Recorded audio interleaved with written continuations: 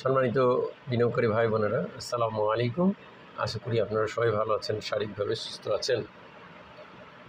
আমি আজকে 15 মে বৃহস্পতিবার 2025 এই ভিডিও আলোচনা করছি এবং আমার আজকের আলোচনার শিরোনাম হচ্ছে সম্ভবত এটাই শেষ, ইনশাআল্লাহ আগামী শনিবার থেকে। এই শিরোনাম নিয়ে বন্ধুরা আমি আজকে আপনাদের সামনে আজকে সামগ্রিক শেয়ার বাজার আলোচনা করব এবং একটি সমালোচনাকৃত গঠনমূলক আলোচনা করব। বন্ধুরা, আলোচনার শুরুতেই আমরা যে বাজার নিয়ে আলোচনা করব তার শুরুতেই একটি বিষয় আলোচনা করতে চাই যে এই যে ঢাকা স্টক এক্সচেঞ্জে আস্থার অভাব তৈরি হয়েছে এবং আমরা বর্তমান কমিশন আসার পর বিনিয়োগকারীদের মধ্যে প্রাথমিকভাবে একটা বড় আশার সৃষ্টি হলেও পরবর্তীতে এই কমিশন এবং কমিশনের চেয়ারম্যান বিষয় নিয়ে বিনিয়োগকারীদের মধ্যে একটা অনাস্থা তৈরি হওয়াতে বিনিয়োগকারীরা অনেকেই সাইড লাইনে আছেন এবং এর ফলে অনেক গ্যামলার প্রাতিষ্ঠানিক বিনিয়োগকারী অনেকে আছেন এটাকে পুঁজিকেও বাজারকেও আরও ক্ষতিগ্রস্ত করছেন এবং ওভারঅল এই যে বিনিয়োগকারীদের কমিশনের উপরে আস্থা নষ্ট হয়ে যাওয়া এই বাজারের কিন্তু বর্তমানে অবস্থার জন্য আমি মনে করি দায়ী। তো যাই হোক, আমরা আশা করব এই যে কোনো পরিস্থিতি হোক বাজার তার নিজস্ব গতিতে চলবে। তো বন্ধুরা, আমরা বাজারে বর্তমান অবস্থা অত্যন্ত করুণ অবস্থা এবং যেই অবস্থানে এসেছে 4800 ইন্ডেক্সের নিচে চলে এসেছে, যা হওয়ার সম্ভাবনা ছিল না, তবুও চলে এসেছে। তো আমি মনে করি এই যে বাজার আজকে 4779 ইন্ডেক্স লোয়েস্ট হয়েছে, 4781-তে আজকে ক্লোজ হয়েছে, যা 54.58 পয়েন্ট মাইনাস।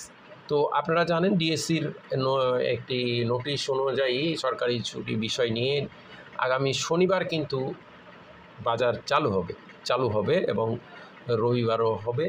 তো বাজার লং ছুটির কারণে 17 এবং 21 এই 17 এবং 24 এই দুদিন কিন্তু বাজার শনিবারে লেনদেন হবে।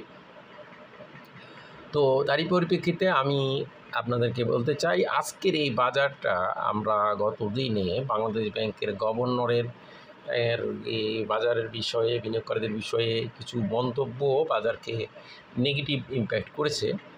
ওভারঅল এর সাথে প্রাতিষ্ঠানিক বিনিয়োগকারীদের সাইডলাইনে চলে যাওয়া, যার পরিমাণ লেনদেন কমে যাওয়া, সব কিছু মিলে বিনিয়োগকারীদের একটা আস্থার অভাব তৈরি হয়েছে। তো এটা নিয়ম, বন্ধুরা, শেয়ার বাজারেরই এটা নিয়ম, যখন কিনা বিনিয়োগকারীদের কোনো আস্থার লেভেল থাকে না তখনই কিন্তু যখন বাজার নিয়ে সবাই প্যানিক হয়ে যান তখনই কিন্তু বাজার ঘুরে দাঁড়ায় তার নিজস্ব গতিতে। তো আমি মনে করি আজকের এই যে ইন্ডেক্স 4779 এই ইন্ডেক্সের যে ক্লোজ ভ্যালু, আমি মনে করি এই ক্লোজ ভ্যালুটি লোয়েস্ট এবং এর উপরে ঠিক আছে, এই লেভেলের ওপর থেকেই বাজার আগামী দিনগুলোতে আপট্রেন্ড তৈরি করবে বলে আমি আশাবাদী। তো বন্ধুরা, আমার আজকের এই সংক্ষিপ্ত আলোচনা আপনাদের জন্য শুধুমাত্র আপনারা যেন প্যানিক না হন। আপনারা দেখুন আজকে বাজারের অবস্থান কিন্তু বন্ধুরা, আজকে বাজারে এই যে এত পয়েন্ট নেগেটিভ, মাত্র 48টি গেনার এবং 326টি লুজার বাজারে দেখেছি।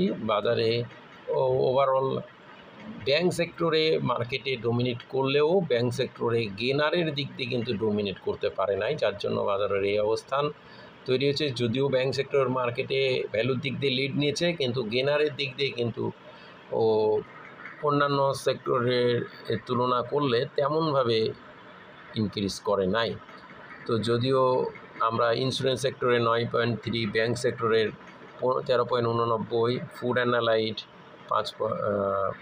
অ্যালাইড 14.29, ইন্স্যুরেন্স আমরা দেখছি ইন্স্যুরেন্স হচ্ছে 9.30। ওভারঅল ফাইন্যান্স সেক্টরে কিছুটা আমরা দেখেছি 13.4।